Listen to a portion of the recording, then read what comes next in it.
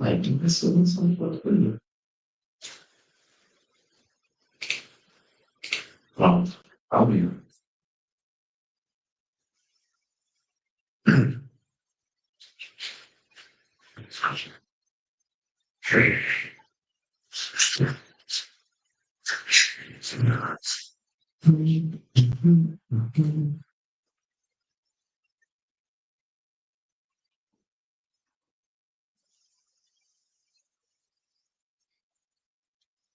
Muito bem, meus irmãos, quero cumprimentá-los com a paz do Senhor Jesus.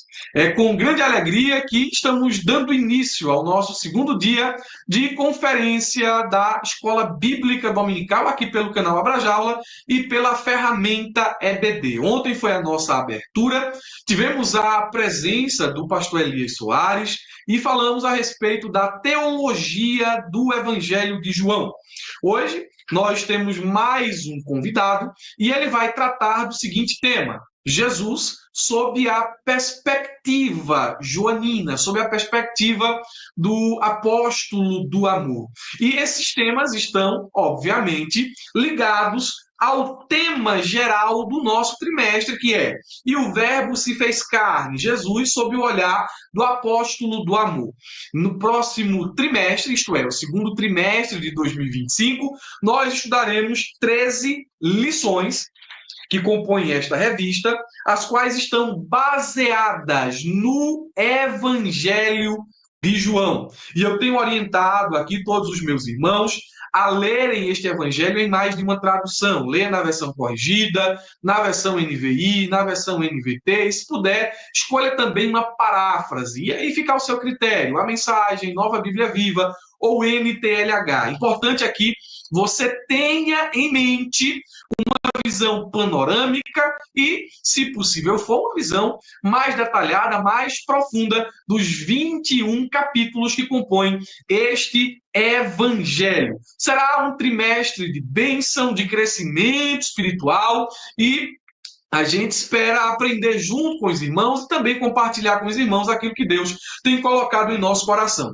A conferência está dividida em duas partes. Segunda e terça, que no caso é hoje, as lições estão voltadas à revista de adultos. Melhor, as aulas, as palestras estão voltadas à revista de adultos. A partir de amanhã, que é o nosso encerramento, o pastor Marcos Tedesco estará falando da revista que ele escreveu em coautoria com alguns irmãos. Davi, pastor de ovelhas, a rei de Israel. Fé e ação em meio às adversidades. Mas é um assunto para amanhã. Hoje nós queremos convidar os irmãos que já chegaram aqui na live para compartilharem esse link com o maior número de pessoas possível. Pegue o link, mande aí no grupo da escola dominical, se o seu dirigente, superintendente, seu pastor, sua liderança local permitir. Se houver algum impedimento, não faça, mas mande no privado do seu amigo que gosta de Bíblia, que gosta de aprender a palavra de Deus. Aqui no YouTube, os irmãos nos ajudam comentando, interagindo no chat e também curtindo este vídeo para que o YouTube trabalhe em nosso favor e indique esse conteúdo ao maior número de pessoas possível. Temos alguns irmãos já chegando aqui. Presbítero Herbert está compartilhando o link em nossas plataformas. Está chegando aqui nosso amigo presbítero Adriano Ricobelo. Pai do Senhor, meu irmão, Murilo Alencar, Ricobelo de Franca, São Paulo. Deus abençoe, presbítero. É uma honra ter o Senhor aqui conosco. Meu amigo, viu, presbítero Adriano Ricobelo. Temos mais irmãos aqui. Tem gente de Fortaleza. Deus abençoe. Temos aqui pastor Natanael Freitas, Fortaleza, Ceará. Deus abençoe. Temos aqui nossa irmã Betânia Dantas. Os irmãos estão chegando aqui. George, Renildo Barbosa. Deus abençoe, meus irmãos. Vamos compartilhar. Vou esperar mais um pouquinho, aguardar os irmãos chegarem aqui no YouTube e também os irmãos entrarem na plataforma da ferramenta EBD para assistirem por lá, ok? Enquanto os nossos irmãos chegam, eu quero já de início avisar que a ferramenta EBD está com um preço bem acessível durante esse período de conferência. Tem um link azul aqui embaixo. Os irmãos que estão pelo YouTube nesse momento podem clicar e conferir. A ferramenta EBD é o local onde o professor, o adjunto, o tesoureiro, o secretário e, arrisco a dizer, e digo com convicção, o superintendente e o dirigente da escola dominical encontram tudo o que precisam em um só lugar. Pensando nas revistas de adultos e jovens. Cliquem no link aí e vá conferir a plataforma da ferramenta EBD. Já temos alguns materiais relacionados a este novo trimestre. Vamos lá, meus irmãos. Só testando aqui, me digam se o áudio, se a imagem estão boas. Confirmem aí comigo se está tudo ok. Amém? Para que a gente já inicie a nossa aula. A imagem está boa? Misael Lima. Deus abençoe, irmão Misael, presbítero, pai do Senhor. Marina Romão, pai do Senhor Jesus. Me confirmem aí, irmão, se a imagem está boa, o áudio está bom. Pronto, o áudio é excelente, a tela está escura. Pois bem, é a nossa lente aqui. Né? A nossa lente dá esse efeito cinematográfico, esse efeito escuro. É a lente, ok? Pronto, o áudio está bem, amém. Pai do Senhor, vamos lá, meus irmãos. Já está conosco aqui o evangelista Jonas Mendes, nosso amigo, pastor, escritor, homem de Deus, está conosco. Pai do Senhor, pastor, tudo bem? Como é que o senhor está? É um prazer, uma alegria recebê-lo aqui mais uma vez. Paz do Senhor, Murilo, paz do Senhor a todos que estão acompanhando. É uma alegria poder participar com vocês aqui nessa edição, né, que é tão importante, promove educação cristã e teológica para todo o público aí. Fico muito feliz de poder participar com vocês. Bem, é um trimestre bem interessante, não é? Um trimestre que talvez diga respeito à área que o pastor tem interesse em estudar, que o pastor tem mais uma profundidade na questão de relacionamento com o conteúdo. E eu queria que o senhor, antes de a gente entrar no nosso modo aqui, não é, de conduzir a aula, eu queria que o senhor explicasse para a gente qual é a diferença. Eu perguntei ontem ao pastor Eli Soares, mas a soma das perspectivas nos leva ao conhecimento mais profundo. Qual é a diferença entre teologia bíblica e teologia sistemática? E por quê? Porque é importante estudar a teologia do Evangelho de João. Ótimo. A teologia sistemática, ela está olhando para as Escrituras, tentando ler as Escrituras a partir de temas sistematizados. Então, quando nós pegamos, por exemplo, cristologia, a teologia sistemática, ela vai ler João pela ótica da cristologia. Então, tudo aquilo que faz sentido dentro da cristologia de João, ela vai colocando ali como se fosse uma caixinha. A teologia sistemática, ela já chega com as ideias, por exemplo, soteriologia. Então, vamos ver a soteriologia em Paulo, a soteriologia em João, soteriologia em Lucas. Geralmente, você tem 10 disciplinas aí que são mais conhecidas, que é a bibliologia, né, que a Bíblia diz que Deus, teontologia, criou os céus, a terra e o homem, antropologia. Porém, o homem pecou, a martiologia, e aí Deus enviou Jesus Cristo, cristologia, para salvar o homem, soterologia, de seus pecados. Jesus Cristo veio, certo?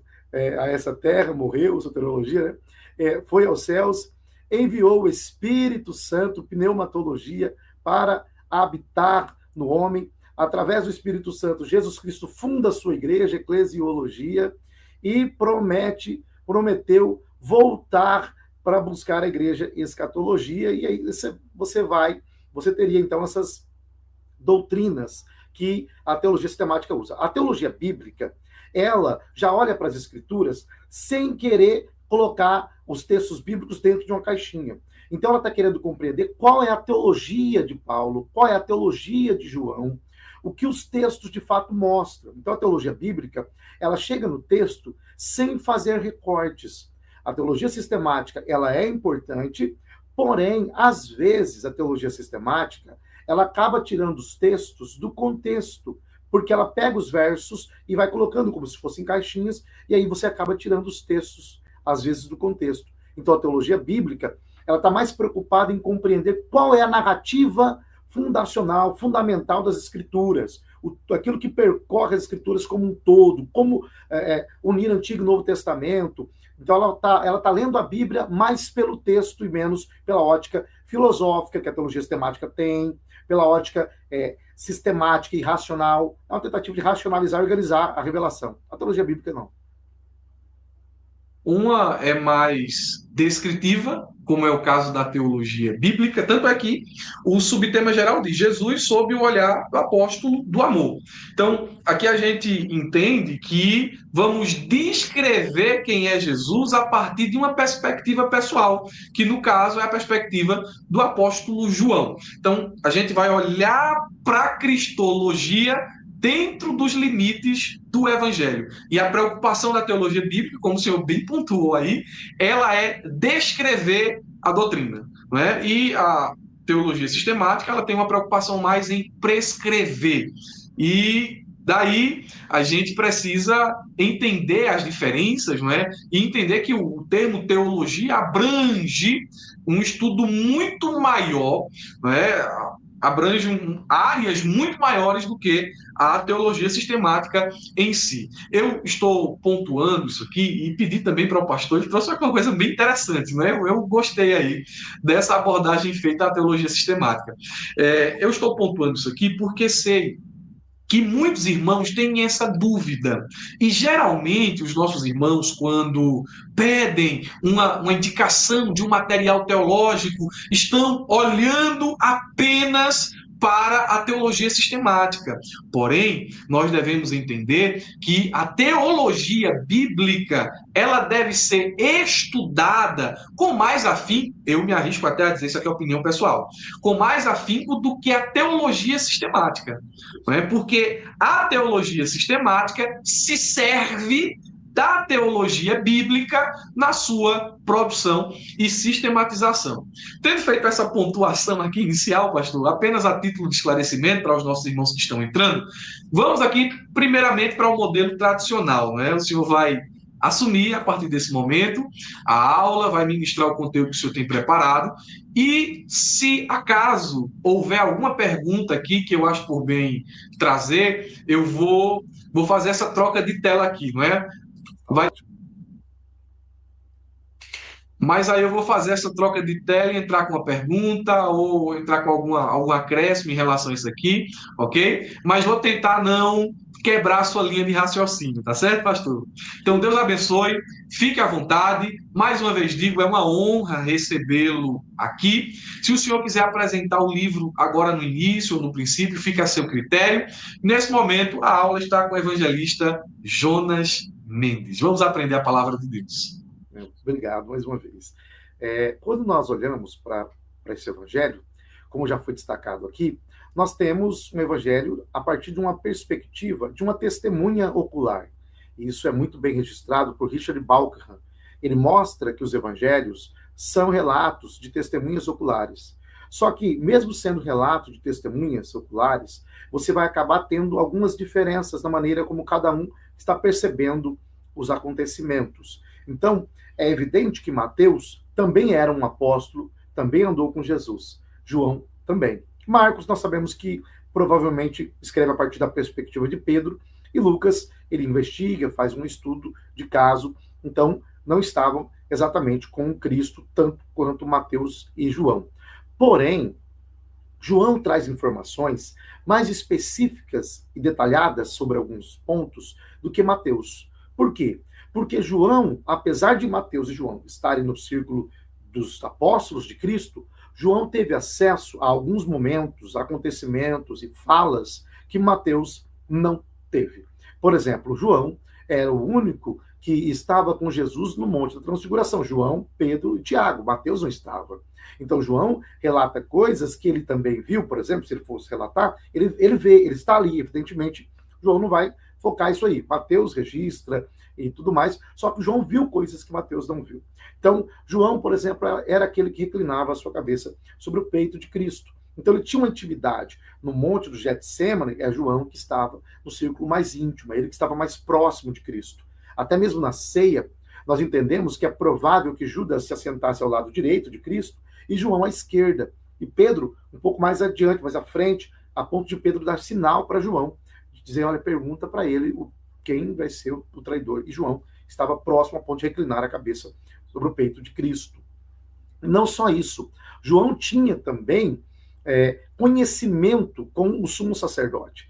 João, esse evangelho, é o único evangelho que dá alguns detalhes interessantes para a gente. Por exemplo, nós sabemos que Pedro cortou a orelha de Malco. Nós sabemos que foi Pedro e sabemos que foi Malco que teve a orelha cortada.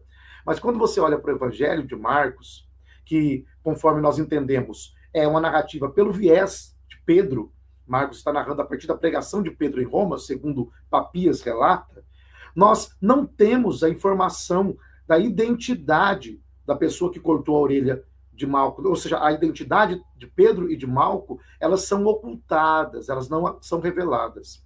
Mas João revela.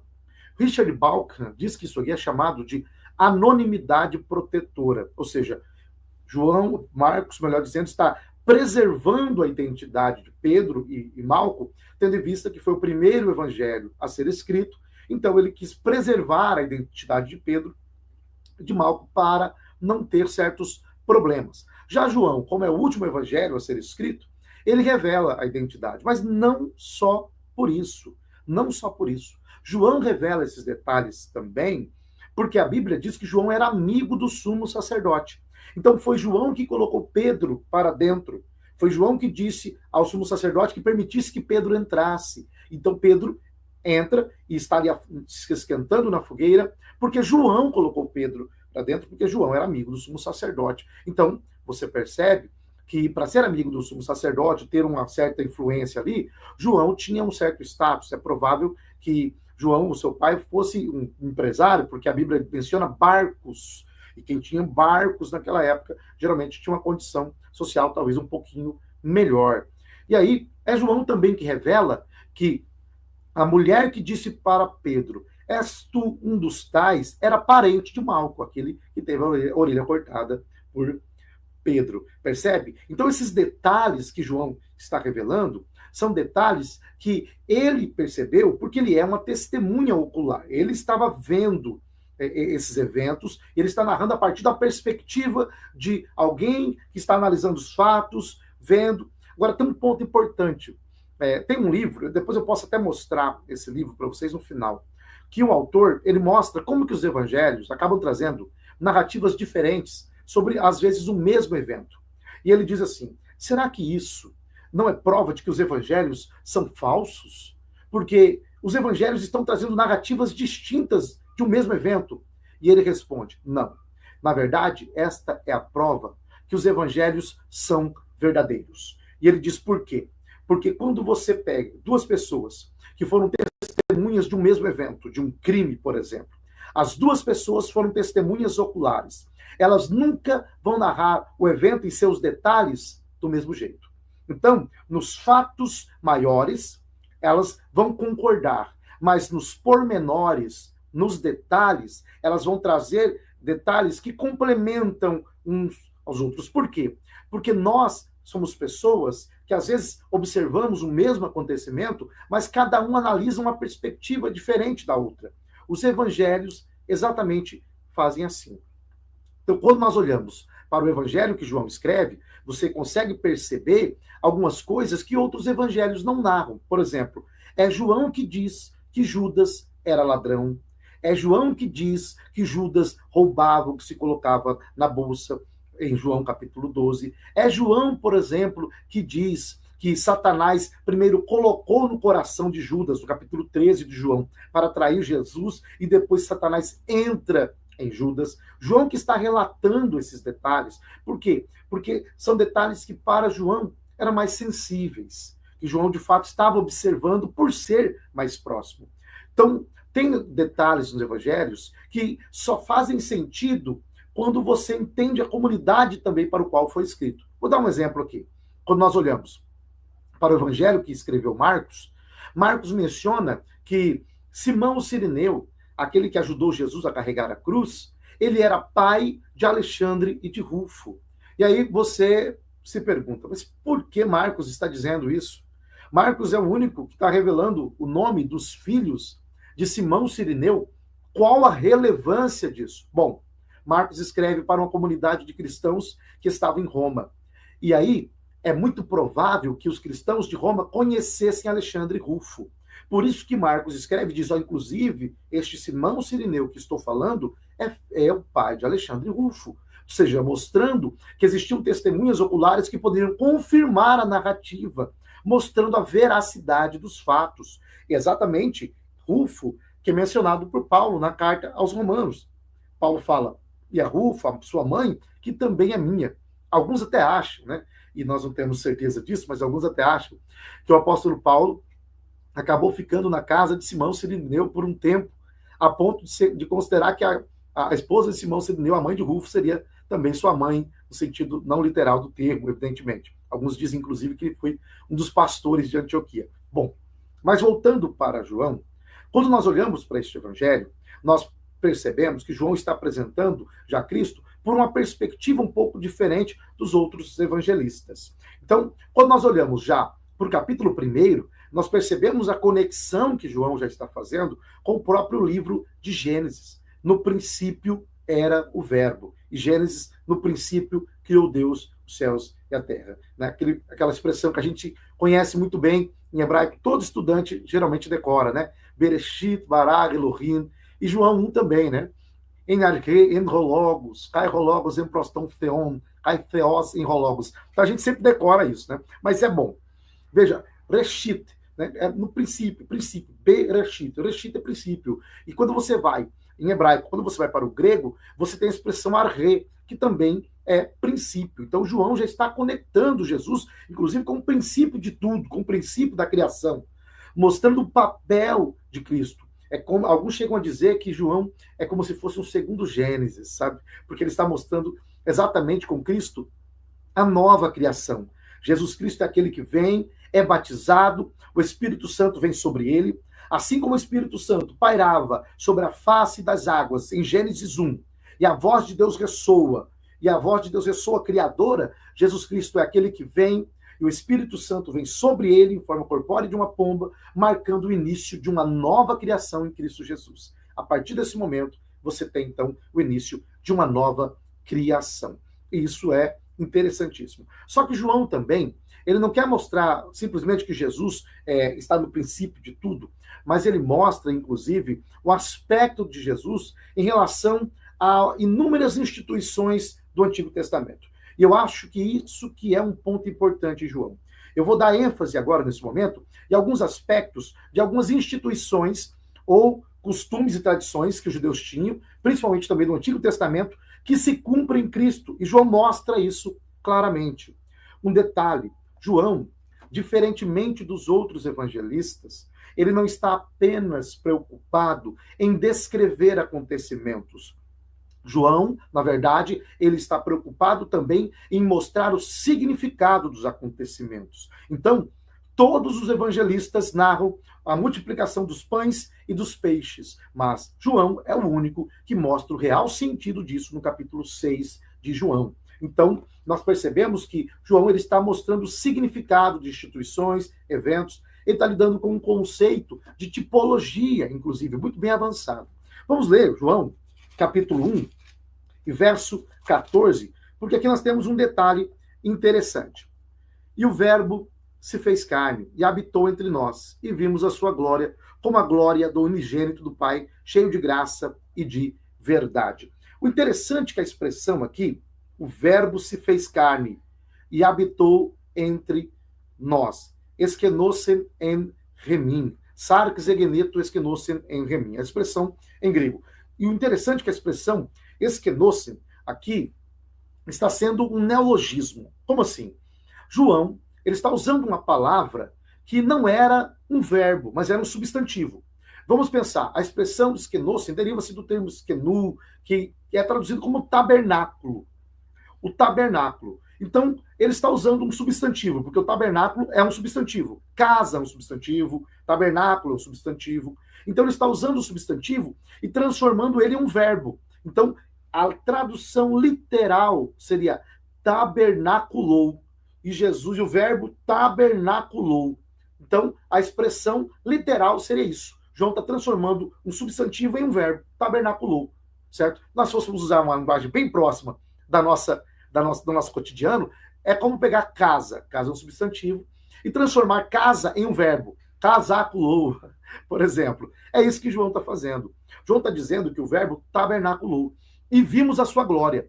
Então, o que João está mostrando aqui, na verdade, é um contraste com o Antigo Testamento. Quando você vai para o Antigo Testamento, principalmente em livros como Êxodo, Levítico, por exemplo, a gente tem alguns textos que ajudam a compreender alguns detalhes. Por exemplo, Êxodo 25, do 8 ao 9, fala que Deus manda fazer o tabernáculo e que Deus habitaria com eles. Levítico 26, do 11 ao 12 também. Deus diz, habitarei com vocês. Agora, interessante que 1 Reis, capítulo 8, verso 27, Salomão pergunta, porventura, habitaria Deus na terra? A terra não pode conter Deus, nem os céus podem conter Deus. Habitaria Deus na terra? E muitas vezes no templo você tem Deus dizendo, e colocarei ali o meu nome. Porque Deus é muito grande. Só que João está respondendo essa pergunta. O que João está dizendo é, o tabernáculo no Antigo Testamento ele não tinha uma função? Com certeza. Quando o tabernáculo foi inaugurado, a glória de Deus desceu sobre o tabernáculo. Quando o templo foi inaugurado, a glória de Deus desceu sobre o templo. De maneira que eles não podiam ministrar. Então o tabernáculo e o templo era o lugar onde Deus se revelava. O tabernáculo e o templo era o lugar da manifestação da glória de Deus, da manifestação da presença de Deus. Era o lugar do encontro. Então era o lugar da manifestação da presença, da glória, da revelação. Era o lugar onde se encontrava-se com Deus. O que João está dizendo é, Jesus é o verdadeiro tabernáculo de Deus. Jesus é o verdadeiro tabernáculo de Deus. Assim como o tabernáculo, quando foi edificado, a glória de Deus desceu sobre ele, Jesus Cristo é o verdadeiro tabernáculo de Deus entre os homens e a glória de Deus se revela em Cristo Jesus, neste tabernáculo. Então João está mostrando que Jesus, ele supera esses tipos do Antigo Testamento. O tabernáculo era um tipo imperfeito daquilo que Cristo viria fazer. Cristo é o antítipo, ele cumpre perfeitamente esse tipo no Antigo Testamento. Então João está lidando com um conceito de tipologia muito bem elaborado. E não somente isso, João mostra que o tabernáculo, ele tem o seu cumprimento em Cristo, Jesus é o verdadeiro tabernáculo, mas não só isso. No capítulo 2 de João, você tem Jesus falando do templo, a partir do verso 19, Jesus diz, olha, derribar este templo e em 3 dias o edificarei. E aí os judeus falaram, mas como você vai fazer isso? Esse templo durou 46 anos para ser erguido, como que você vai fazer isso? E aí Jesus diz, e a Bíblia diz, melhor dizendo, verso 21, mas ele falava do templo do seu corpo. Ele falava do templo do seu corpo. Qual é a importância disso? Quando você olha João coloca a purificação do templo no capítulo 2, no início do ministério de Jesus.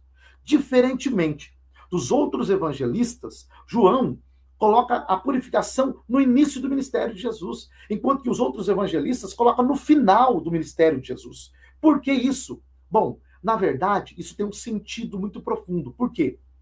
Porque aqui, no texto de João, a ideia é mostrar que o templo perdeu a sua finalidade, que o templo perdeu a sua função, que o templo não exerce mais a sua função do lugar do encontro com Deus, do lugar da revelação de Deus, do lugar da manifestação da glória de Deus. O templo perdeu o seu propósito. Por quê? Porque ele se tornou um lugar de comércio.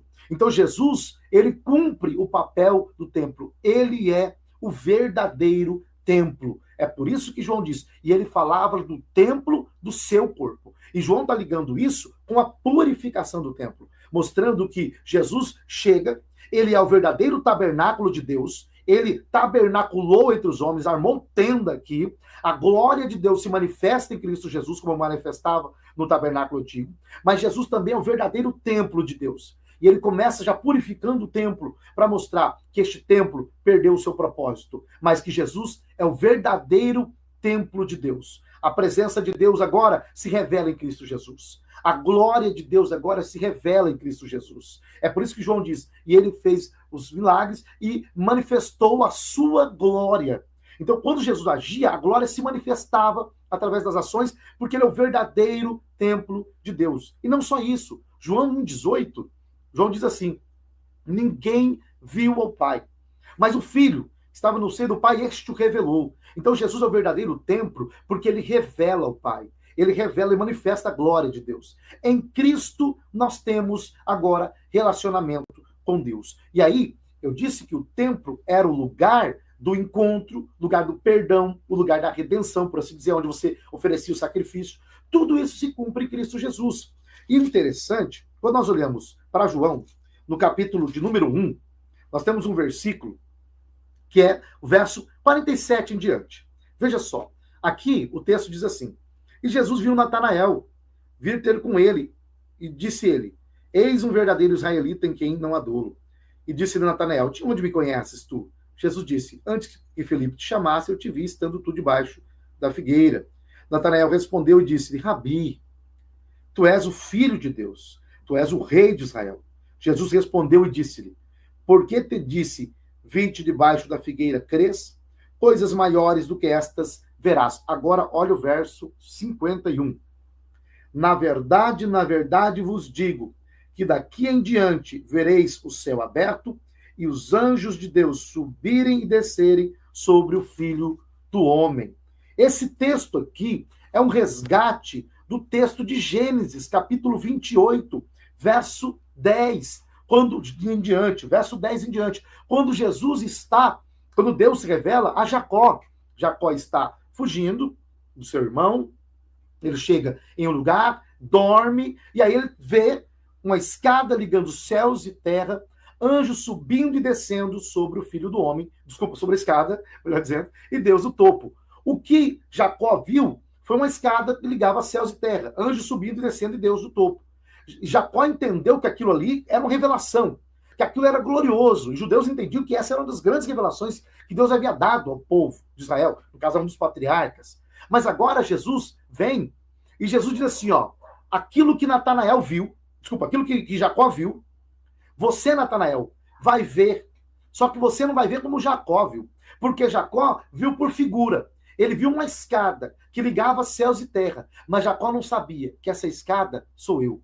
Eu sou a escada, eu sou a ponte que leva o homem a Deus. Então ele é a escada. Por isso que a expressão anjo subindo e descendo sobre o Filho do Homem. Por quê? Porque Jesus Cristo é a escada. Ele é o único caminho que leva o homem a Deus. A única maneira de ligar céus e terra é Jesus Cristo de Nazaré. Então João está mostrando claramente que aquilo que Jacó viu era um tipo.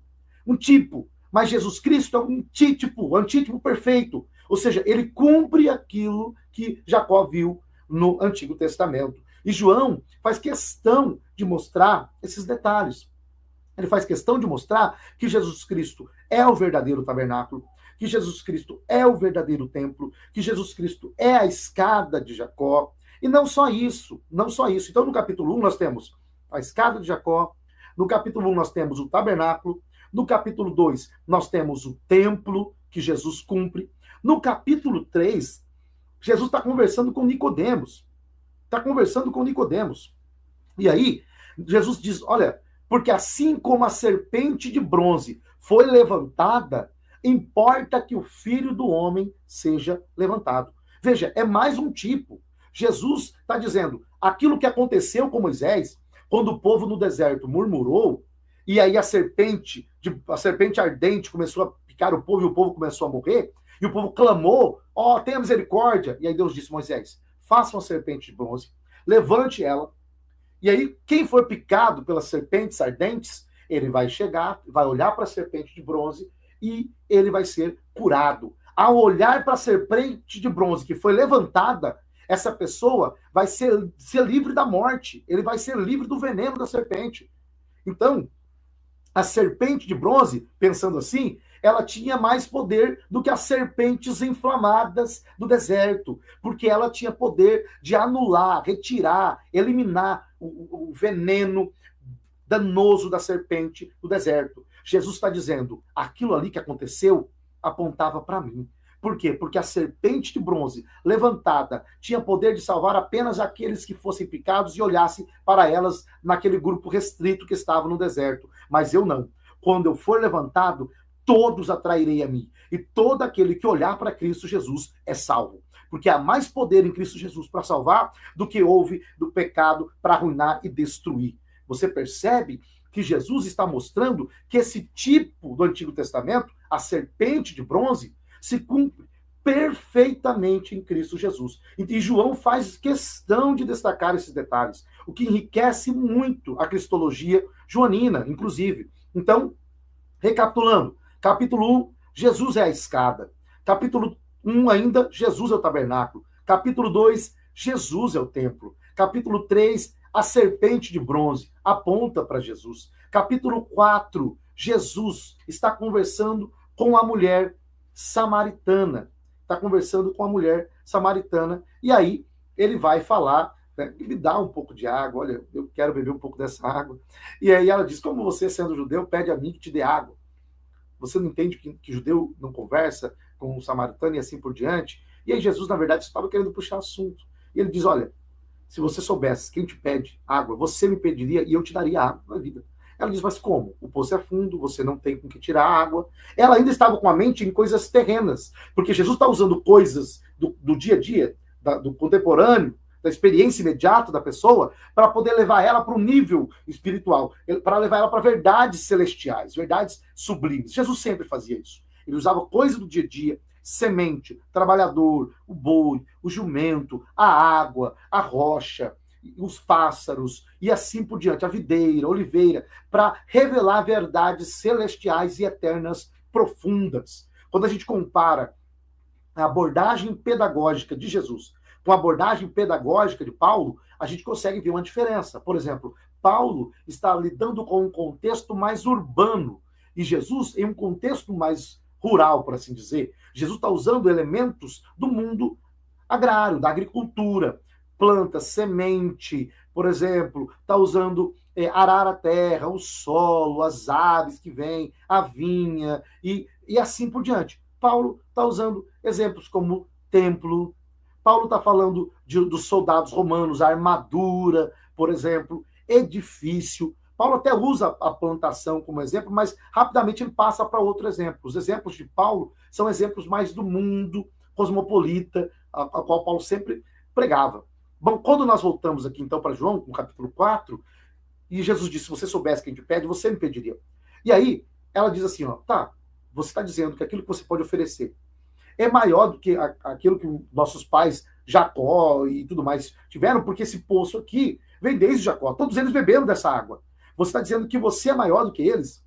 E aí Jesus mostra, olha, a água que eles beberam e a água que você bebe não tem poder de saciar o espírito, a alma do ser humano. Mas a água que eu dou, essa sim, produz. Essa produz vida eterna, porque se torna um manancial, um rio a jorrar para a vida eterna. Então percebe que Jesus está usando, ele está superando todos os elementos ali que os judeus tinham. Não só o templo, não só a serpente de bronze, que tinha um significado, mas também o próprio poço de Jacó. Ele é aquele que oferece a verdadeira água. E isso é interessante em João, por quê? Porque em João a água tem um papel importante. A água tem um papel importante. Quando você vai, por exemplo, para o capítulo 2, e Jesus chega nas bodas em Caná da Galileia, com o seu primeiro milagre, ele vai pegar 6 talhas que eram usadas pelos judeus para purificação. Essas talhas, os judeus usavam para lavar as mãos, para se purificar, para tentar ter uma vida santa, uma vida pura diante do Senhor. E aí Jesus usa exatamente as talhas da purificação. Ele diz, ó, encha com água. Mas quando eles enchem a talha de água, eles tiram a água e levam para o mestre-sala, já tinha se transformado em vinho. E do melhor que tinha. E aí, é como se Jesus estivesse dizendo assim, até hoje, vocês, fariseus, vocês, com seus rituais, com suas tradições, tentaram se lavar, se purificar, se limpar, mas vocês não conseguiram. Mas eu chego aqui hoje e opero a verdadeira transformação. O que essas talhas nunca puderam fazer por vocês, que é transformar o interior, eu faço. Eu transformo a natureza. Eu mudo a natureza de água para vinho. Eu faço o que as vossas tradições não podem fazer, o que os vossos costumes não podem fazer. Eu opero a verdadeira transformação. Então, de alguma maneira, João quer mostrar que aquelas tradições, que aquelas instituições que o Antigo Testamento apresenta, que os judeus tinham, são superadas em Cristo. Ele opera o que essas tradições e essas instituições não podem operar. Então, no capítulo 4, temos a mesma coisa com a água. Quando nós vamos para o capítulo 5, nós temos ainda a mesma situação. Por quê? Porque Jesus chega em Jerusalém e João apresenta Jesus fazendo 2 milagres em Jerusalém, que é no capítulo 9 e no capítulo 5. Mas o interessante aí é que quando Jesus chega ali em Jerusalém, ele vai para um lugar, perto do tanque de Betesda, um lugar onde as pessoas ficavam, mancos, coxos, pessoas doentes, assim por diante. E Jesus chega ali e Jesus vê um homem que há 38 anos estava naquela condição. Olha que interessante esse texto. Este homem estava nessa condição há 38 anos. E aí Jesus diz, e aí, você não tem ninguém que te ajuda? Ele fala, olha, não tem ninguém que me ajude. Quando a água é movida, alguém vai na minha frente e ninguém me ajuda. Eu estou aqui há 38 anos, ninguém me ajuda. E aí Jesus olha para ele e diz, tá bom, então pega a sua cama e vai. Pega a sua cama e vai. Ele pega a cama e ele vai embora com a cama. Jesus sai dali. Olha só o que o texto diz. Jesus sai dali, ele pega a cama, vai embora. Ele vai para o templo com a cama. Os fariseus falam, por que você está carregando essa cama? Você não sabe que não pode carregar uma cama no sábado? E aí o homem diz assim, aquele que me curou disse, pegue a sua cama e vá. Então eu estou obedecendo aquele que me curou. Aí os fariseus perguntaram, quem te curou? E a Bíblia diz que ele não soube dizer quem o curou. Não soube. Só que mais à tarde, Jesus encontra-se com ele no templo.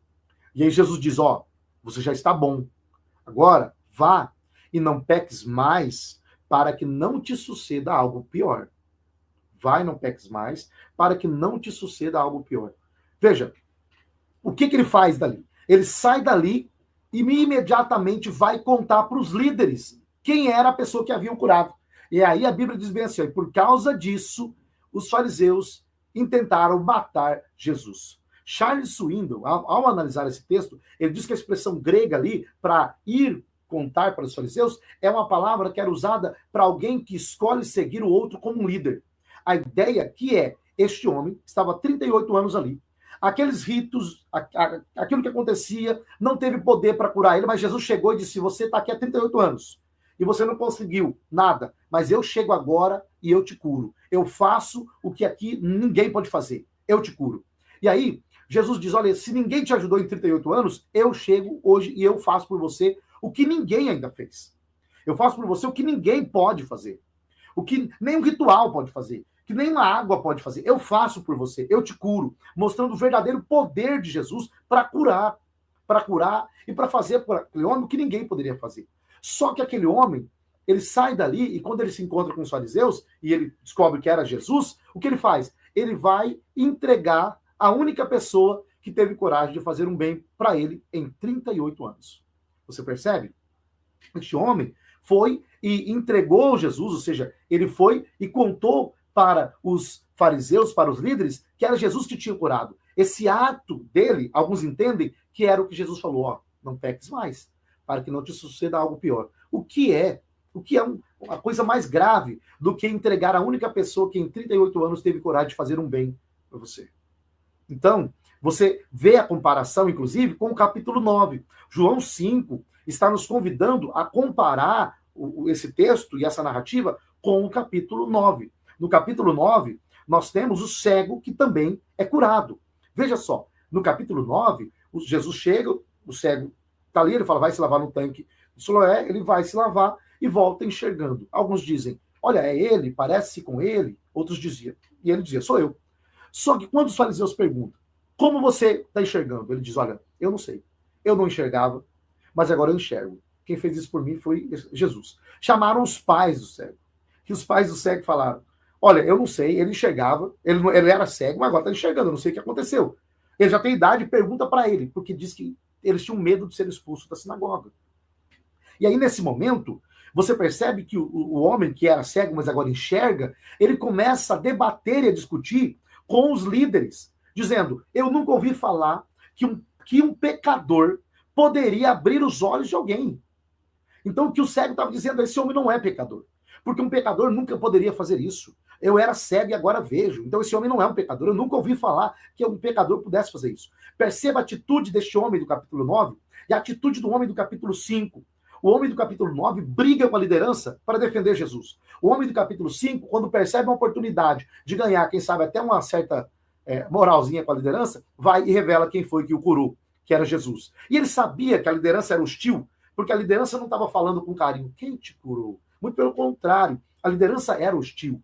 Então ele sabia o que ele estava fazendo. E esse contraste em João exatamente serve para mostrar que o poder de Cristo sendo revelado, muitos ainda preferiam negar. Isso está claro em João, no capítulo 12. No capítulo 12 de João, e no verso 42, temos um texto interessantíssimo, que diz bem assim, ó: apesar de tudo, até muitos dos principais creram nele, mas não o confessavam, por causa dos fariseus, para não serem expulsos da sinagoga, porque amavam mais a glória dos homens do que a glória de Deus. Então, o que nós percebemos é exatamente isso. Quando você termina o capítulo 9, a ideia aqui do capítulo 9 é essa daqui, ó. Disse-lhes Jesus, verso 41. Se fosseis cegos, não terias pecado, mas como agora dizeis vemos, por isso vocês têm pecado. E aí no verso 38 em diante, Jesus está dizendo assim, eu vim exatamente para isso, para que os que veem sejam cegos, e os cegos vejam. Então, aquele que era cego, o homem, voltou a enxergar, mas ele, na verdade, já estava enxergando alguma coisa antes mesmo de ser curado, porque ele aceitou ouvir Jesus, obedeceu o seu mandamento, a sua voz, e cumpriu aquilo que Jesus pediu, por isso foi curado. Já os fariseus, que enxergavam fisicamente, estavam cegos espiritualmente. Por quê? Porque não queriam reconhecer todos os sinais que estavam diante dos olhos dele. E João é enfático, deixa claro que os sinais de Cristo revelam a sua glória. A glória se revela através das ações de Jesus, dos sinais de Jesus. Então, nós conseguimos ver isso claramente. Quando Jesus está operando, Jesus está fazendo alguma coisa, você está vendo os sinais se manifestando na ação de Cristo e tudo mais. Então, você vê a glória aí do Senhor. João, então, tem essa intenção de mostrar como que Jesus está superando inúmeras tradições, instituições, mostrando que Cristo é superior a todas elas. No capítulo 6, a gente tem a multiplicação dos pães e dos peixes, e Jesus mostra que, na verdade, aquilo ali já aponta para a sua morte na cruz do Calvário e também para a instituição da ceia, mostrando que o verdadeiro pão não é aquele que alimenta o corpo, mas é aquele que alimenta a alma. Porque no deserto os pais comeram do pão, do maná, mas o verdadeiro pão que veio do céu é Jesus Cristo, que dá vida eterna. No capítulo 7 é a mesma coisa. Na festa do tabernáculo, Jesus mostra que a verdadeira luz é ele, e não aquela que eles acenderam. Que a verdadeira água é aquela que mata a sede espiritual, e não aquela que eles estão jogando nos degraus do templo, e assim por diante. Ou seja, nós estamos vendo em tudo isso aqui um Jesus que é poderoso, que supera as instituições, tradições judaicas. E um dado interessante, João mostra que Jesus está morrendo na Páscoa, colocando Jesus, inclusive, no lugar do Cordeiro, mostrando que Jesus é o verdadeiro Cordeiro de Deus. Um detalhe interessante aqui. Nós sabemos que o ministério de Jesus durou aproximadamente 3 anos e meio somente por causa de João.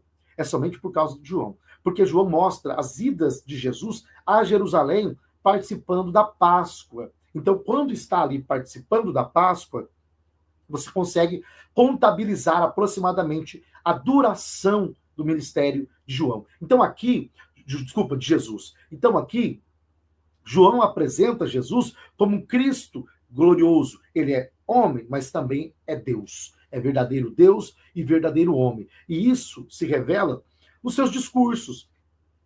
Por exemplo, João é o único que mostra Jesus conversando no capítulo 14 com os discípulos e apóstolos e dizendo, não se turbe o vosso coração. Crede em Deus e crede também em mim. Na casa do meu pai há muitas moradas. A palavra moradas ali do grego é monê. Monê seria cômodos. A ideia de Jesus é mostrar, na casa do meu pai tem muitos quartos, muitos cômodos. Ou seja, todos nós iremos morar na casa do pai, mas lá tem muitos cômodos para nós. A ideia não é que a gente vai ter uma casa no céu, mas é que no céu, na casa do Pai, existe um lugar preparado para nós, um quarto, um cômodo, porque seremos uma única família morando na casa do Pai. E aí, Jesus mostra, e vocês sabem para onde eu vou, e vocês conhecem o caminho. Filipe disse, Senhor, nós não sabemos o caminho, não sabemos para onde o Senhor vai. Jesus, e aí o Filipe disse, mostra-nos o Pai que nos basta. Jesus disse, como pede-me para mostrar o Pai? Quem vê a mim, vê o Pai. Então Jesus ali, em João, já revela a sua unidade ontológica com o Pai, mostrando que ele e o Pai são um, mas que ele veio para cumprir a vontade do Pai. Então João está dividido em duas grandes partes. A primeira parte, do 1 ao 12, é chamado de livro dos sinais, onde você tem 7 sinais sendo feitos que revelam a glória de Cristo Jesus. E do 13 ao 21 é o livro da glória, porque João revela a glória de Cristo até mesmo em sua morte, em sua ressurreição, em ser entregue, por exemplo, em ser traído. É a glória que se manifesta. Tem um livro muito bom do Sproul, chamado A Glória de Cristo. Sproul mostra que aquela expressão que a gente usa sempre, Cristo despiu-se de sua glória, Sproul diz, olha, não é uma expressão muito boa. Por quê? Embora Jesus diga em João, Pai, glorifica-me com a glória que eu tinha contigo antes da fundação do mundo, você entende que Jesus não está manifestando a sua glória plena, mas a glória estava ali. Sproul diz, a glória estava oculta atrás do véu da sua humanidade. Então a humanidade de Cristo ocultava a sua glória, mas a glória é tão grande que quando Jesus realizava alguma coisa, a glória transparecia, a glória reluzia. Então quando Jesus operava, João diz, e aí vimos a sua glória. Inclusive no capítulo 2, nas bodas de Caná, nós temos um exemplo claro disso. Jesus ele transforma água em vinho, e aí a Bíblia diz que Jesus principiou os seus sinais ali e manifestou a sua glória. Verso 11 do capítulo 2. Jesus principiou assim os seus sinais em Caná da Galileia e manifestou a sua glória. No verso 14, por exemplo, diz que vimos a sua glória, uma glória do unigênito do Pai. Então nós percebemos que João está preocupado em mostrar um Cristo glorioso, que ao manifestar os seus milagres, ele manifesta a sua glória. A expressão que João usa é o verbo, a expressão grega logos, que a gente sempre interpretou como a expressão vinda da filosofia grega. Hoje em dia, alguns já entendem diferente. Por exemplo, Raymond Brown, que é um grande estudioso de João, tem um livro chamado A Comunidade do Discípulo Amado, e também um comentário sobre o Evangelho de João. Ele tem um gatinho fazendo bagunça aqui, então colocando ele num canto aqui. Ele, nesse livro, inclusive, está aqui. Esse livro aqui, o Evangelho, é o comentário de João, de Raymond Brown. Raymond Brown mostra que a expressão logos não vem da filosofia grega, mas a expressão logos usada por João, na verdade, ela vem já do judaísmo, porque Filo de Alexandria já usava a expressão logos com um sentido muito próximo ao que João está usando. Você encontra o uso do logos, por exemplo, em inúmeros pensadores judeus. Alguém pode dizer, mas Filo incorporou elementos da filosofia grega. Só que, por exemplo, Raymond Brown mostra que os judeus já usavam a expressão logos para poder dar um significado muito próximo do que João está mostrando. E nos gregos, o logos acaba tendo uma conotação um pouco diferente. Quando, por exemplo, os estoicos usam a expressão logos, como do Heráclito usa a expressão logos, acaba tendo um sentido diferente do que geralmente João mostra. Então, para João, o logos, o verbo divino, Jesus Cristo é o verbo que se fez carne, talvez até mesmo com uma relação, inclusive, com aquilo que você tem em Miqueias. Miqueias, no capítulo 5 e no verso 2, você tem um texto interessante, porque Miqueias está apontando o lugar onde Jesus vai nascer, mas também já está mostrando que este que vai nascer em Belém, ele vem desde a eternidade. Olha só o que diz o texto. E tu, Belém Efrata, posto que pequena entre milhares de Judá, de ti me sairá o que será Senhor em Israel, e cujas origens são desde os tempos antigos, desde os dias da eternidade. Então é a mesma ideia de João, mostrando a pré-existência do Logos, o verbo que se fez carne, mas que é desde a eternidade, é existente desde toda a eternidade, mas que agora se manifestou, tabernaculou, verbo se fez carne, habitou entre nós, e aí vimos a sua glória como a glória do unigênito do Pai. Então, essa é a ideia. Murilo, quando for para eu parar, você fala aí, porque senão eu vou indo, e às vezes eu acabo falando muito, né? E aí pode passar um pouco do tempo aí, tá? Então, nós também temos um detalhe interessante em João, porque João revela um Cristo que faz discursos extensos. E isso é uma característica do Cristo revelado por João. Então, por exemplo, você chega no capítulo 1, Jesus está conversando com os discípulos, está conversando, por exemplo, com Natanael e assim por diante, mas no capítulo 2, você já tem Cristo discursando. No capítulo 3, o discurso é maior, ele está falando com Nicodemos. E ali ele revela verdades maravilhosas. No capítulo 4, ele está discursando e conversando com a mulher samaritana. No capítulo 5, ele faz um discurso, depois no contexto ali do 5 e do 6, no contexto da multiplicação dos pães e dos peixes. No capítulo 7, Jesus já está na festa dos tabernáculos e ele também está discursando. No capítulo 8, inclusive, ele fala também, mas ele, inclusive, está falando no contexto da mulher adúltera. Um detalhe importante aqui, desse texto, inclusive, que é manifesto, é enfatizado, né, por um livro muito bom, Jesus segundo a ótica do Oriente Médio. Esse livro do Kenneth Bailey, ele mostra que geralmente a gente interpreta errado João 8. Por quê? Porque a gente fala, olha, ali Jesus disse para eles, quem não tem pecado atira a primeira pedra. Todo mundo pensou, é verdade, eu sou pecador. E aí vai embora. Kenneth Bailey mostra que não é assim. Desde o capítulo 7, os fariseus e a liderança já estão querendo matar Jesus. Eles estão tramando, criando meios de matar Jesus. Jesus está numa festa. Na época de Jesus, os judeus não tinham autoridade para matar ninguém, certo? Tinha que passar um julgamento por Roma. Por isso que, geralmente, grandes festas, tinha muitos soldados romanos andando por ali. Se alguém começasse algum motim, ele seria preso, porque os soldados queriam eliminar qualquer tipo de sedição, abafar qualquer tipo de problema, de confronto, porque sempre tinha. Então, um detalhe, inclusive, Joaquim Jeremias diz que o sumo sacerdote ele não podia andar com as suas vestes gloriosas, como tinha no Antigo Testamento, porque Roma havia confiscado essas vestes. E Roma só permitia que o sumo sacerdote usasse essas vestes no período de festas, com um certo controle. Então, essa forma de confiscar as vestes já era uma maneira de Roma exercer um certo poder sobre os judeus, sobre os sacerdotes e assim por diante. Então, quando Jesus está na festa, está ali no pátio e tudo mais, chegam os fariseus com uma mulher, as lideranças, né, com uma mulher pega no ato de adultério. E ela lança a mulher aos pés de Jesus e diz, olha, pegamos essa mulher no ato de adultério, e aí o que você diz? O que a gente faz? Além de Moisés, né, diz que tem que matar. E aí, o que você diz? Eles estavam querendo colocar Jesus em uma encruzilhada. Por quê?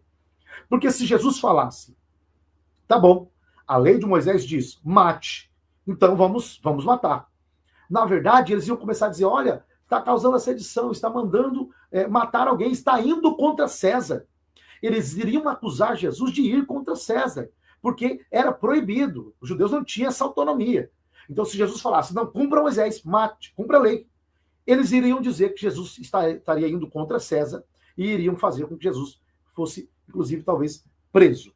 Se Jesus falasse assim, não mata, porque César não permite, eles iriam dizer que Jesus está negando Moisés.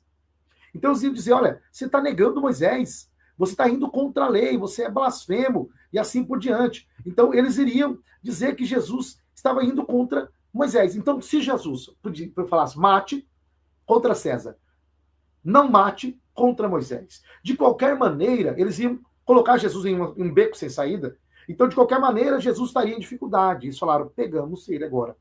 E aí, o que Jesus faz? Jesus está escrevendo ali, riscando no chão ali e tudo mais, né? E aí, Jesus olha para eles e diz assim, ó, tá bom, aquele que não tem pecado atire a primeira pedra. Veja o que Jesus está fazendo. No Antigo Testamento, a Bíblia diz o seguinte, que quem deveriam ser os primeiros a jogar a pedra? Os acusadores, as testemunhas. Porque não se aceitava que uma pessoa fosse morta ou condenada, pelo menos por uma testemunha. Tinha que ser por duas ou mais.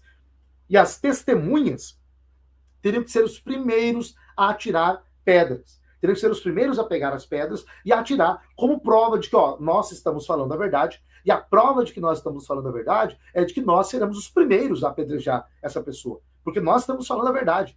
Então, os acusadores tinham que ser os primeiros a lançar as pedras. E aí, quando Jesus fala isso, tá bom. Aquele que não tem pecado, atira a primeira pedra. Jesus está dizendo, bom, vocês conhecem a lei de Moisés. Vocês sabem o que a lei de Moisés diz. Vocês são os acusadores. Então, a lei de Moisés, né? É como se Jesus estivesse dizendo, a lei de Moisés diz, quem está acusando, atira a primeira pedra. Então, vamos lá. Faça isso. E quando Jesus volta para eles, joga para eles, na verdade, param e vão embora. Por quê? Porque se eles fossem jogar a pedra, eles seriam presos por Roma, porque estariam indo contra César. Mas se eles falam, não, nós não vamos jogar, eles estão indo contra a lei, porque a lei diz que os acusadores, se o testemunho é verdadeiro, eles têm que jogar a pedra, ser os primeiros. Então, se eles se recusam a lançar a pedra, eles estariam dizendo que o testemunho deles era falso. Que o testemunho deles era falso ou que eles não estavam obedecendo à lei de Moisés. Então, Jesus volta para eles. E quando Jesus volta para eles, eles eram hipócritas. Eles não olharam para si e pensaram, é verdade, sou pecador. Não, eles eram hipócritas. Então, eles saíram dali e foram embora e foram pensar outras maneiras de conseguir matar Jesus, inclusive. Então, em João, você percebe exatamente essa dinâmica. Jesus é aquele que desestabiliza as autoridades. Inclusive, em João, você percebe um conflito interessante entre templo e sinagoga. Porque a sinagoga, ela surge no período interbíblico, principalmente quando os judeus estavam na Babilônia. Eles saem da Babilônia, eles usaram a sinagoga como lugar de culto, porque na Babilônia você não tinha templo, você não tinha, por exemplo, a Arca da Aliança, você não tinha um lugar para você adorar. Então eles usaram um quarto, a sinagoga era um quarto, um cômodo, como lugar de culto. E ali eles cultuavam, liam a Torá, discutiam, adoravam a Deus e assim por diante. Quando eles voltaram do exílio, eles trouxeram o conceito de sinagoga. Então, quando você vai para o Novo Testamento, você tem as sinagogas. Inclusive, o primeiro lugar que Jesus prega iniciando o seu ministério, em Lucas capítulo 4, verso 18, é uma sinagoga em Nazaré, onde Jesus cita Isaías 61. Então, a sinagoga, ela era comandada pelos fariseus, enquanto que o templo era comandado pelos saduceus. Os saduceus eram ricos, porém não eram populares. Os fariseus não eram tão ricos. Muitos eram pobres, mas eram populares. Por quê? Porque a sinagoga funcionava como uma escola, um tribunal de pequenas causas, um lugar de culto. Então, os fariseus ensinavam o povo a ler a Torá, ensinavam a lei, as crianças, julgavam pequenas causas. Eles eram mais populares. E você consegue encontrar esse conflito por quê? Porque os saduceus e os fariseus tinham visões distintas. Os saduceus não acreditavam em ressurreição, em vida após a morte, em existência de anjos e demônios, em julgamento final. Eles não acreditavam em nada disso. E os fariseus acreditavam em tudo isso. Então eles tinham visões teológicas completamente distintas. Porém, ambos se uniram para conseguir matar Jesus. Se uniram para conseguir tirar Jesus do caminho. Então, a sinagoga e o templo, você percebe que tem até uma certa rivalidade em alguns momentos. Inclusive, no texto que nós lemos, João capítulo 9 e João capítulo 12, nós percebemos que muitos temiam seguir Jesus porque temiam ser expulsos das sinagogas. Porque a sinagoga, naquele período, era um lugar de culto, um lugar de adoração e até mesmo de status. Então, muitos não queriam perder a posição. E seguir a Cristo era desafiar exatamente esse sistema. Então, João está mostrando como que Cristo ele chega exatamente para desestabilizar muitas das instituições, crenças da época, mostrando que ele cumpre tudo aquilo que o Antigo Testamento apontava. A escada, o tabernáculo, o templo, a água de Jacó e assim por diante. Cristo é superior. Então ele é o verdadeiro pão da vida. Então o pão que foi dado não é aquele pão, o pão que veio do céu, não é o pão que foi dado lá para os israelitas no deserto. O verdadeiro pão do céu é Jesus Cristo. Então o maná que eles comeram só era um tipo do verdadeiro pão do céu, que é Jesus Cristo. O antítipo perfeito. Jesus cumpre isso perfeitamente. E não só isso, mas também a água. Quando apontava para lá, você tem um cumprimento pleno e perfeito em Jesus Cristo. Olha só um detalhe em João. Nós conseguimos ver no capítulo 7 de João, inclusive. Esse detalhe é interessante.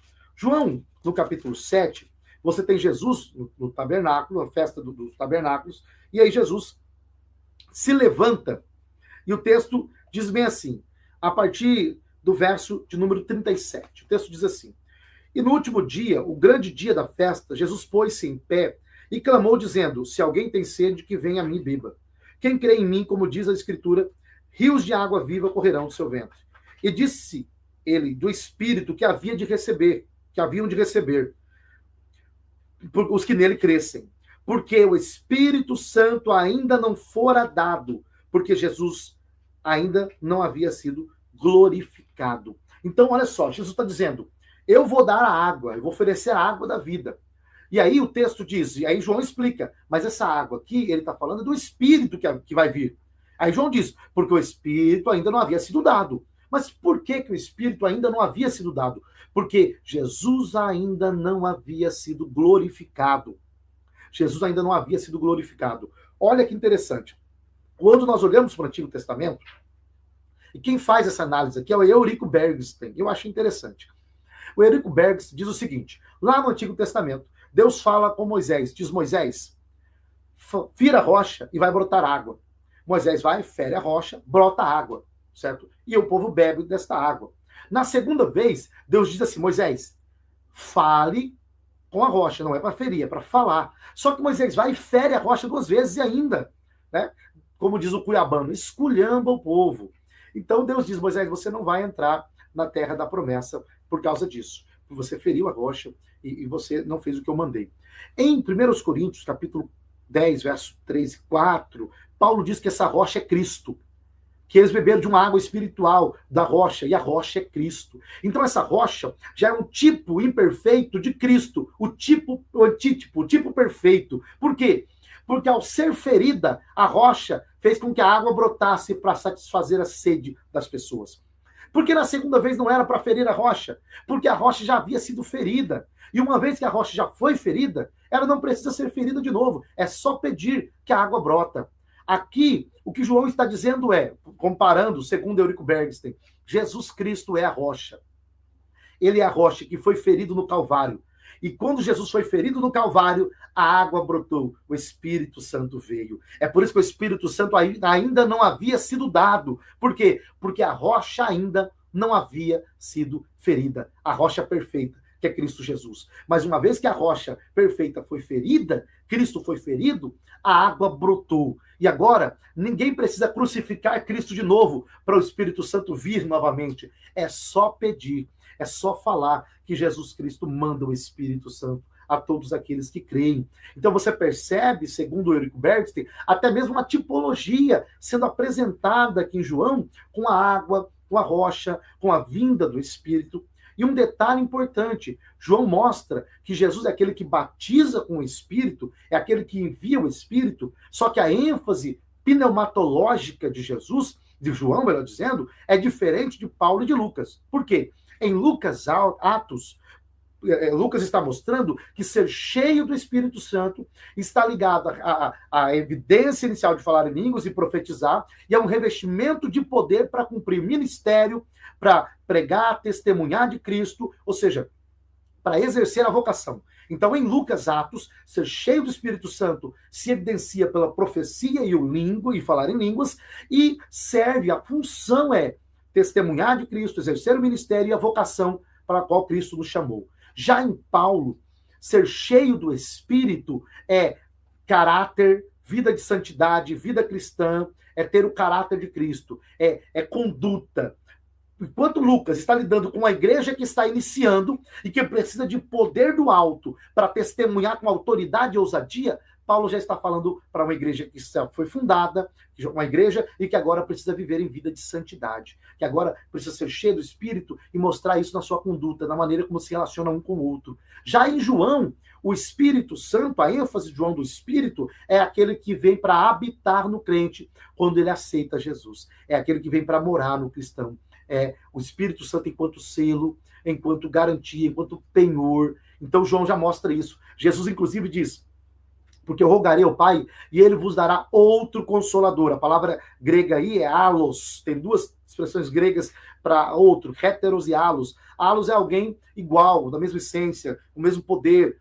É alos. Eu enviarei outro consolador, o Espírito Santo da verdade, que o mundo não conhece, não pode receber, mas vós o conheceis, porque ele está convosco e, aqui a expressão e é um cai, é uma conjunção adversativa, ou seja, mas habitará em vós. Vai ter uma mudança agora. O Espírito Santo não só vai estar aqui, ele vai habitar em vocês. Então, em João, o Espírito Santo é retratado como aquele que habita nos crentes, enviado por Cristo Jesus. E vem para quê? João mostra que o Espírito vem para produzir frutos para glorificar a ação de Cristo Jesus. Então, em João, o Espírito Santo tem um papel distinto do que está apresentado em Lucas, Atos e também em Paulo. Mas são perspectivas complementares, elas se complementam dentro da teologia de João, apresentando Jesus como aquele que tem poder para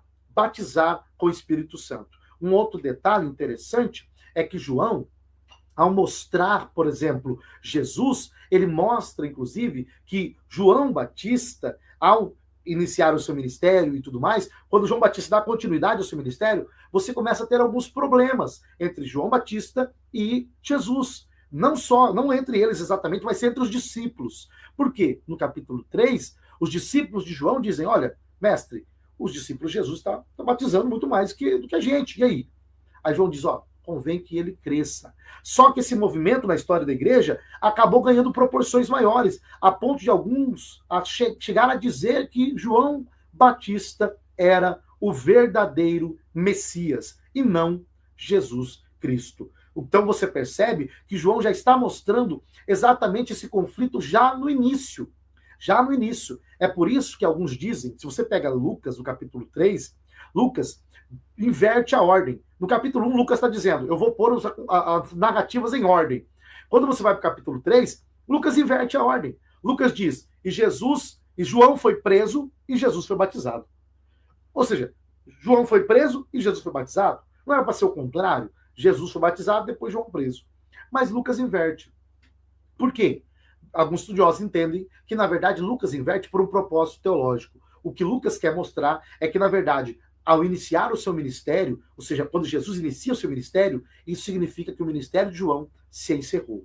Que o ministério de João cumpriu já o seu propósito, que era preparar o caminho para a vinda do Messias. Uma vez que Jesus veio, o ministério de João perde já o seu sentido, porque já cumpriu o seu propósito. Mas João mostra que, como João continuou, acabou criando grupos rivais, uma certa rivalidade, o que não era para ser. Por isso que alguns até entendem que, na verdade, a morte de João até é uma espécie de providência divina para que João deixasse o caminho livre. Porque se João continuasse vivo, poderia criar um grupo distinto e ter uma rivalidade maior ao longo do tempo. E não era para isso que João foi chamado. João foi chamado para ser aquele que prepara o caminho do Messias. Bom, para encerrar então aqui, nós percebemos que João está apresentando Cristo como poderoso. Você tem aqui alguns chamam de uma alta cristologia, inclusive, porque você consegue, embora nem todo mundo goste desse termo, você consegue ter uma refinação maior de quem Cristo já é. A identidade de Cristo em João já é apresentada desde o início. João dá detalhes que nenhum outro evangelista dá. Por exemplo, somente João mostra Jesus conversando com Natanael. Somente João mostra o primeiro milagre de Jesus em Caná da Galileia. Somente João mostra Jesus conversando com Nicodemos no capítulo 3. Somente João mostra Jesus conversando com a mulher samaritana no capítulo 4. Inclusive que faz um link com Lucas, Atos, a missão em Samaria. Lucas no capítulo 9, depois Atos no capítulo 8 também. Alguns até entendem, alguns estudiosos mais atuais entendem que você tem uma certa influência do Evangelho de Lucas na composição literária de João, a ponto disso refletir no ministério de Jesus em Samaria, no capítulo 4, certo? Você tem Jesus curando aquele homem no capítulo 5, Jesus explicando o significado do pão e do peixe no capítulo 6. Você tem Jesus, por exemplo, ressuscitando Lázaro no capítulo 11, inclusive. Você tem Jesus explicando e discursando, eu sou a porta, eu sou o pastor, no capítulo 10. Você tem Jesus, inclusive é interessante que João é o único que mostra que Jesus, no capítulo 12, está na casa de Lázaro. E eles estão em um banquete, provavelmente felizes, comemorando porque Lázaro estava vivo.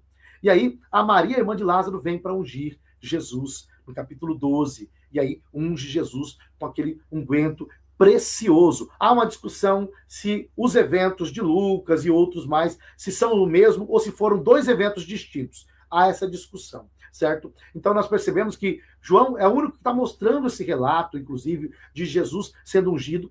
E interessantemente, é que no capítulo 12 de João, a Bíblia diz que muitas pessoas ouviram falar da ressurreição de Lázaro e começaram a ir para poder ver Lázaro. E aí os fariseus começaram a tramar para matar Lázaro também. Por quê? Porque eles queriam apagar qualquer evidência do poder de Cristo. Então você percebe que para um incrédulo e cético, nenhuma evidência é suficiente. Quando você já está disposto a não crer, nenhuma evidência é suficiente. Inclusive alguém disse que um cético, se visse um milagre, ele preferia desacreditar da sua visão do que acreditar no milagre. Então, a gente vê isso também em João, no capítulo 12. João, do capítulo 13 ao 17, acontece em um mesmo dia. O capítulo 13 começa no cenáculo, a ceia. No capítulo 14, eles estão ali, que é o discurso de Jesus, não se turbe o vosso coração. Por que Jesus diz para eles não se turbarem? Por quê? Por causa de três coisas que Jesus revela no capítulo 13. Primeiro, Jesus disse que alguém trairia ele. Segundo, Jesus disse que ele teria que partir para um lugar distante, que os discípulos não poderiam ir agora. E terceiro, ele disse que Pedro negaria o seu nome. Quando Jesus revela essas três coisas no capítulo 13, os discípulos ficam angustiadíssimos. E aí no capítulo 14, Jesus inicia dizendo, não se turbe o vosso coração. Crede em Deus e crede também em mim.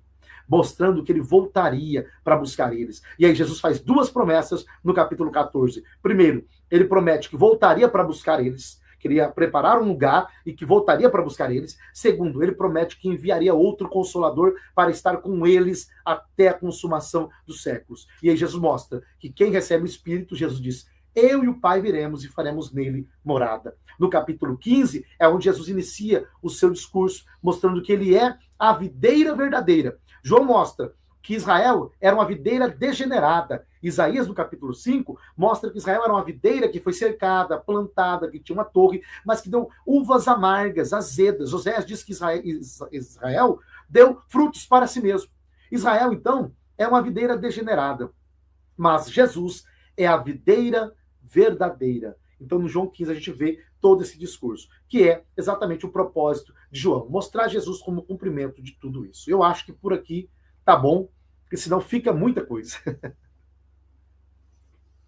Enquanto isso, eu tomo água. Amém.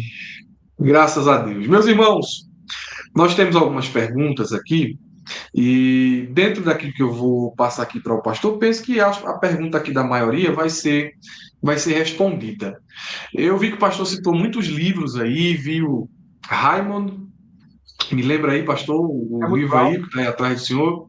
Isso, essas duas obras aí. Exatamente. A Comunidade do Discípulo Amado e o Comentário do Evangelho de João. São os dois livros do mesmo autor. A Comunidade do Discípulo Amado, que é mais curto. Nesse livro, inclusive, Murilo, o Raimundo Brau está mostrando que a primeira carta de João, segundo ele defende, ela foi escrita como sendo uma maneira de ensinar os cristãos a lerem o Evangelho de forma correta. Porque, segundo Raimundo Brau, alguns heréticos começaram a usar o Evangelho de João para dizer, tá vendo? João tá mostrando um Cristo que não é corpóreo, um Cristo celestial. E aí, ó, alguns gnósticos, segundo Raimundo Brau diz, alguns começaram a usar esse evangelho de forma equivocada. E aí João diz, olha, esses que saíram de nós, do meio de nós, não eram nossos mesmo. E quem é o anticristo? É todo aquele que nega que Jesus Cristo veio em carne. Então ele vai mostrar, segundo Raimundo Brau, na primeira carta, como você deve ler o evangelho corretamente. Inclusive. É um comentário mais acadêmico, né? Uma coisa mais densa. Mas eu vi que o senhor citou também aí o comentário do Charles Swindoll, né? Ele tem um comentário específico sobre o Evangelho de João. Muito bom. E a gente tem um público misto. Só que dentro desse público misto, nós temos irmãos que geralmente vão pelo caminho de obras mais introdutórias. E no caso seria justamente esse comentário do Charles Swindoll. Mas eu queria perguntar se o senhor tem alguma outra obra. Vamos dividir assim, em um comentário de entrada, comentário intermediário e um comentário mais técnico.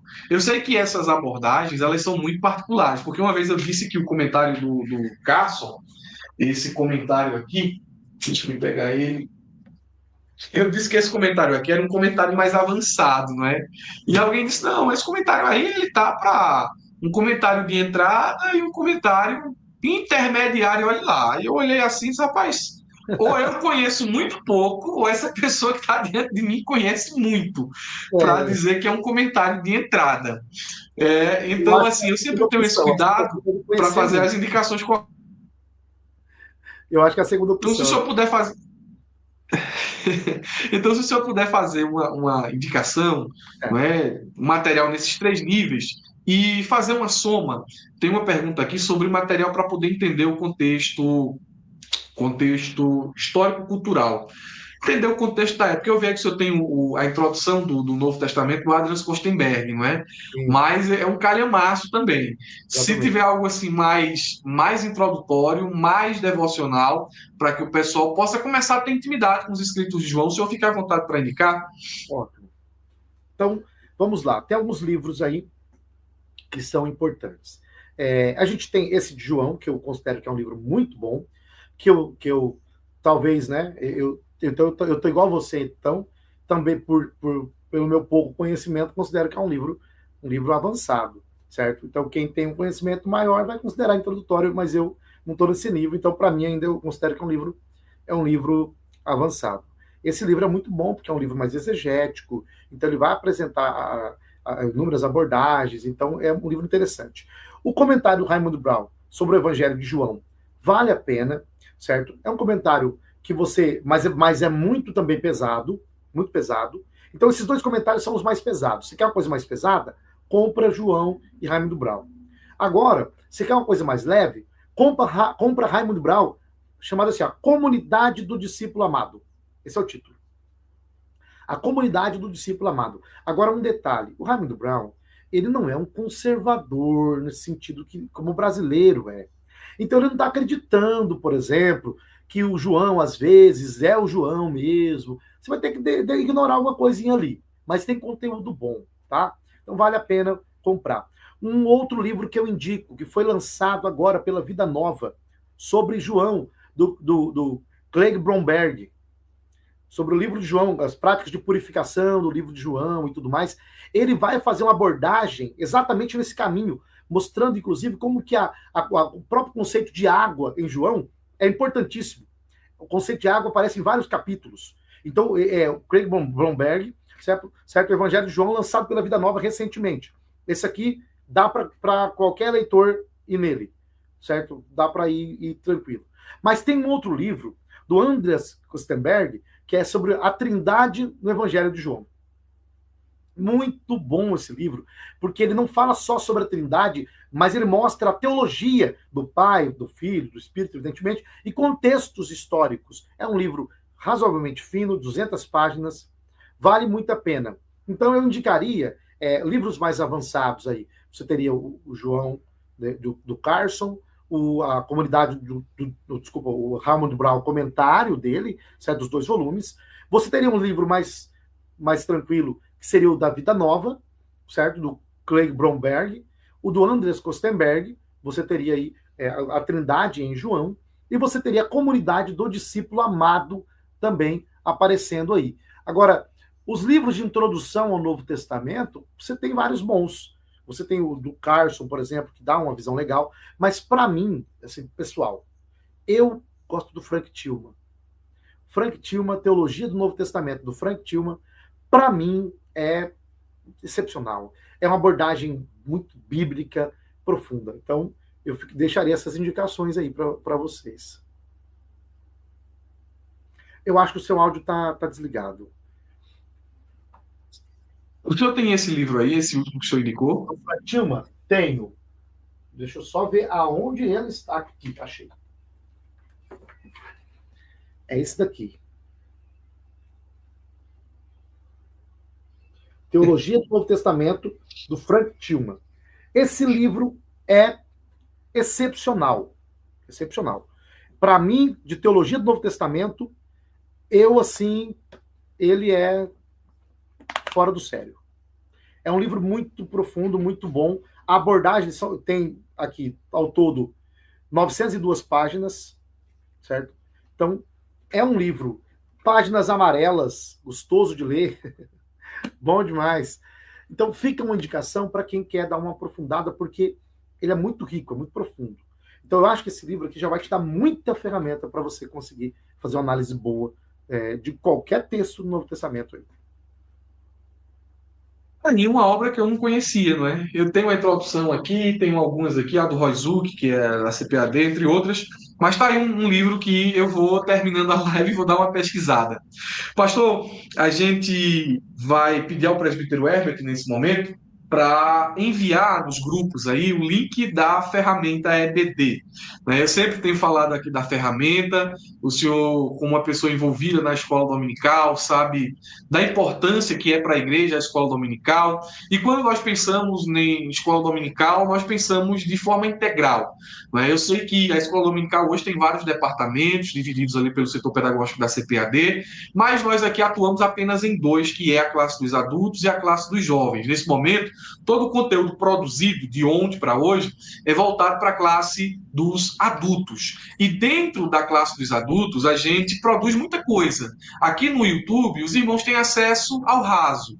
Os irmãos têm a pré-aula e os irmãos têm o subsídio, ok. Além de ter acesso a esse tipo de conferência que a gente realiza, se preocupa em chamar pessoas como o evangelista, pastor Jonas, que são conservadores no ensino bíblico, são pentecostais, são arminianos, professam a fé pentecostal, acima de tudo, são bíblicos, são homens de Deus, tem toda essa preocupação de apresentar a doutrina conforme as Escrituras. Esse conteúdo é um conteúdo que visa edificar, preparar e auxiliar os professores. Porém, dentro da plataforma da escola dominical, eu sei que o pastor trabalha com isso, ele vai saber da importância, a gente tem slide para tornar a aula visual, um slide trabalhado no detalhe. Não é feito por mim o slide.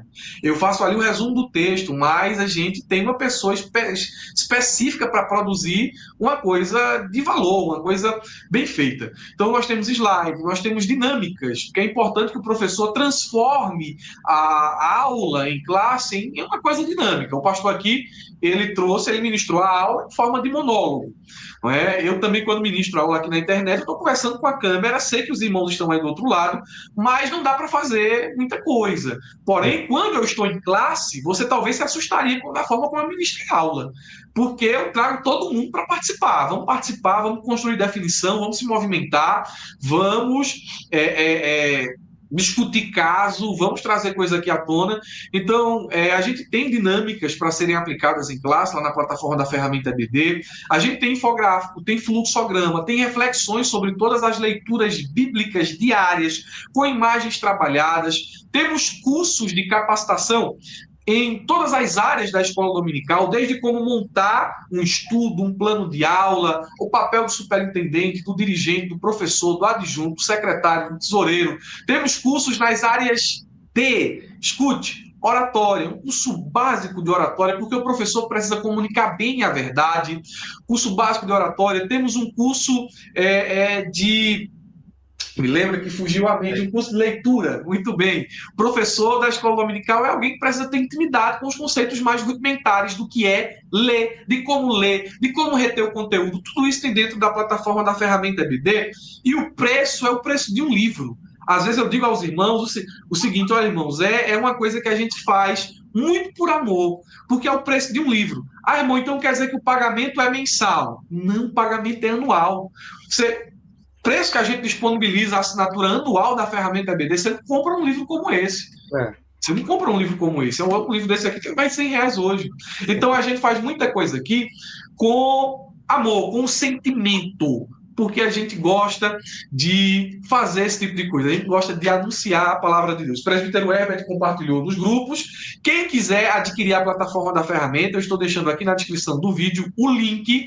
Fazendo isso, os irmãos nos ajudam a manter, a minha mãe está desfocando, a manter esse trabalho. Amém? Por quê? Porque a gente tem uma equipe trabalhando, a gente paga para algumas pessoas para que elas produzam determinados conteúdos. Então, quando os irmãos nos ajudam aqui, fazendo uma assinatura ou outra, é quase o preço de de uma pizza e uma Coca-Cola, né? Quando os irmãos nos ajudam comprando, assinando a ferramenta BD, os irmãos nos ajudam a manter não só o trabalho da plataforma da ferramenta, mas também o nosso trabalho aqui no YouTube, ok? Meus irmãos, tendo dito isso, quem está pelo YouTube, lembrando aqui, perguntaram, o link está na descrição do vídeo, ok? Mas a gente não poderia finalizar o dia de hoje sem apresentar o livro do nosso amigo, não é? O pastor Jonas Mendes. Está aí o título do livro, mas ele vai apresentar a capa e vai fazer a resenha do material. A morte de Deus e o crepúsculo da cultura ocidental.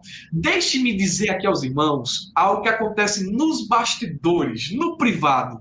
Todas as vezes que eu tenho uma dúvida no âmbito da filosofia, da teologia filosófica, como a teologia se relaciona com a filosofia, eu recorro ao pastor Jonas. Quando eu não tenho determinada segurança para falar de um momento específico, de um assunto específico, eu mando um zapzinho para ele, pastor, me ajuda nisso aqui, e o pastor sempre se prontificou a responder. Por que eu faço isso? Porque eu conheço o pastor Jonas, indico a obra do pastor Jonas, ainda não tive a oportunidade de ler, ele vai mandar o livro para mim. É uma cobrança, pastor. Eu vou ler para a gente, em uma próxima edição, falar do livro com mais propriedade. Porém, eu deixo essa indicação aqui para os irmãos, porque vocês puderam constatar, e verão que o que eu estou falando aqui é verdade. O pastor, ele vai tratar de temas complexos, mas com essa simplicidade, na apresentação do conteúdo. Ele falou aqui com muita profundidade bíblica, mas com clareza que todos puderam compreender. Pastor, fique à vontade para apresentar o livro. Ótimo, muito obrigado. Esse livro, o título, às vezes, pode gerar um certo espanto em alguém, né? Porque a morte de Deus e o crepúsculo da cultura ocidental, mas o subtítulo é Uma visão sobre a desconstrução dos valores judaico-cristãos. Neste livro, o que eu estou mostrando é que, na verdade, a nossa sociedade, a cultura ocidental, ela foi construída a partir de um fundamento cristão. O cristianismo é que deu a base cultural para o Ocidente. Só que aí, na modernidade, acontece um fenômeno que é o que Nietzsche chama de morte de Deus, que não seria nada mais do que perceber que Deus havia se tornado insignificante e irrelevante para os modernos. Os modernos estavam querendo reestruturar a sociedade de maneira que Deus fosse irrelevante, de maneira que Deus não fosse necessário. Então eles tiraram Deus da esfera social. Eles removeram Deus dos projetos sociais e colocaram a razão, a ciência, o humanismo, o progressismo e tantas outras coisas no lugar de Deus. Nietzsche chamou isso da morte de Deus. Então, eu mostro as consequências disso para a sociedade. Ou seja, uma sociedade em que Deus não tem mais lugar na esfera pública. Uma sociedade em que Deus foi confinado à esfera privada. E aí você percebe as consequências disso. A nossa cultura vem sendo desconstruída. Então eu mostro todo esse processo de desconstrução dentro de uma perspectiva teológica, filosófica e bíblica.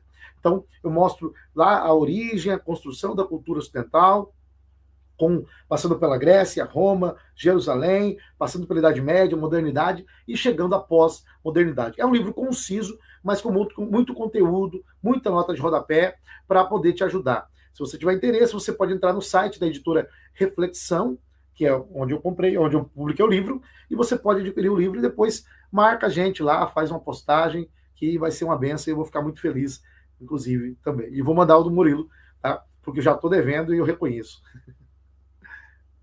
Amém. Meus irmãos, eu quero agradecer de todo o meu coração a vocês que ficaram até aqui, os irmãos do YouTube, Deus abençoe, os irmãos que estão assistindo pela plataforma da ferramenta BD, Deus abençoe todos os nossos irmãos, não ficará uma pergunta sem resposta.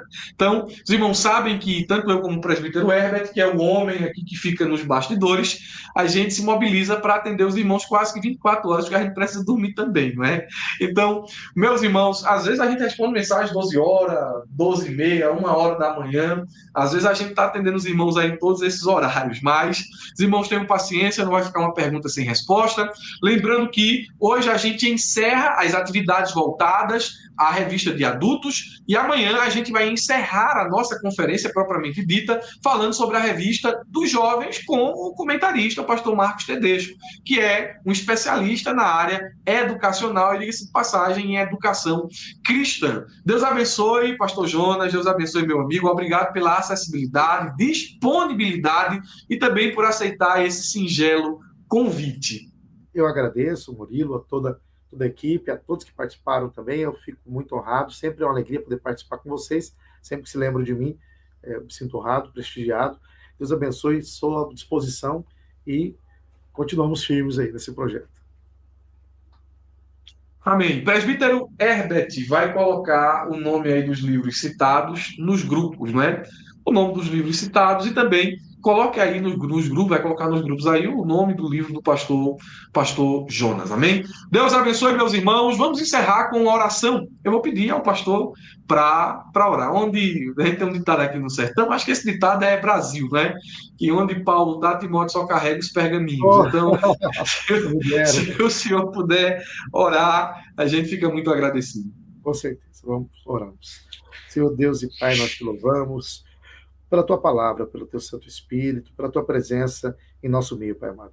Nós te agradecemos porque o Senhor tem disponibilizado ferramentas como essas para aprimorar o nosso ministério, a nossa chamada, a nossa vocação, Pai. Que nós possamos levar a sério o nosso chamado, a educação cristã, de ensinar a tua palavra com excelência, que nós possamos sair, às vezes, do comodismo e buscar nos prepararmos mais, ter acesso às ferramentas que vão ser de bênção de Deus para o nosso preparo, para que a sua palavra seja pregada e ensinada com sinceridade, com verdade, integridade. Abençoe a todos os que estão ouvindo, participando, nos seus lares, Pai amado, bem como o Murilo, toda a equipe. Abençoe, estenda suas bênçãos sobre as famílias e os lares, é o que nós te pedimos em nome de Jesus, meu Deus. Amém.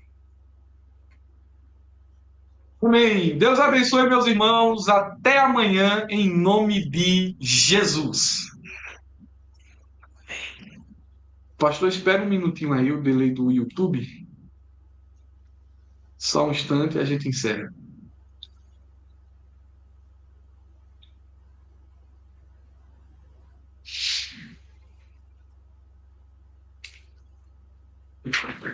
Foi. Muito bem. Deixa eu tirar esse negócio aqui que eu estou agoniado.